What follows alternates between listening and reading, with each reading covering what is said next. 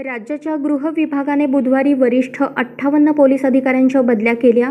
त्यात सोलापूरला एम राजकुमार हे नवीन पोलीस आयुक्त बदलून येत आहेत। एम राजकुमार आहेत तरी कोण अशी चर्चा आता सोलापुरात सुरू झाली आहे। पोलीस अधिकारी बदलले की पोलीस कर्मचाऱ्यांमध्ये नवा येणारा अधिकारी कसा आहे याबाबत उत्सुकता असते। पोलीस आयुक्तालयाचा इतिहास मोठा आहे। यापूर्वी पोलीस आयुक्त म्हणून अशोक कामटे, अहमद जावेद, डॉक्टर भूषण कुमार उपाध्याय, हिम्मतराव देशभ्रतार, रवींद्र सेनगावकर, अंकुश शिंदे यांनी काम पाहिले। पोलीस आयुक्त म्हणून काम करताना अशोक कामटे, हिम्मतराव देशभ्रतार यांच्या कामाची झलक सोलापूरकरांनी अनुभवली आहे। तशीच झलक कोरोना काळात कोणताही गुन्हा नोंद न करता कायदा आणि सुव्यवस्था अबाधित ठेवण्यात पोलीस आयुक्त अंकुश शिंदे हे यशस्वी झाल्याचे आम्ही पाहिले आहे। एम राजकुमार हे नवीन पोलीस आयुक्त म्हणून सोलापूरला येणार आहेत।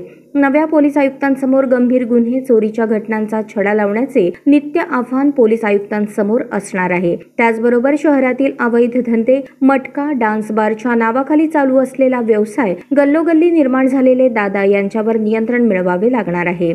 याशिवाय शहरातील अंतर्गत वाहतूक व्यवस्था सुव्यवस्थित करण्यासाठी मोठी कसरत पोलीस आयुक्तांना करावी लागणार आहे। संभाव्य लोकसभा निवडणुकीचे बिगुल वाजले असून या दरम्यान शहराची शांतता व सुव्यवस्था अबाधित ठेवत शहरात कोणत्याही प्रकारची जातीय तेढ निर्माण होणार नाही याकरता नव्या पोलीस आयुक्तांना मोठी कसरत करावी लागणार आहे। सन 2010च्या IPS बॅचचे ते आहेत। त्यांनी आतापर्यंत नागपूर शहर उपायुक्त, नागपूर लोहमार्ग पोलीस अधीक्षक, यवतमाळला अप्पर पोलीस अधीक्षक व पोलीस अधीक्षक म्हणून 4 वर्ष सेवा केली। जळगावचे तत्कालीन पोलीस अधीक्षक डॉक्टर प्रवीण मुंढे यांच्या बदलीनंतर त्यांनी पोलीस अधीक्षक म्हणून पदभार घेतला। या काळात त्यांनी अनेक गुन्ह्यांची उकल केली। एम राजकुमार हे सोलापूरला पदोन्नतीवर येत आहेत। अशीच कामगिरी सोलापुरात करून आपली ओळख निर्माण करून सर्वसामान्यांच्या मनावर अधिराज्य गाजवतील अशी माफक अपेक्षा आता सोलापूरकर करत आहेत, हे मात्र नक्की।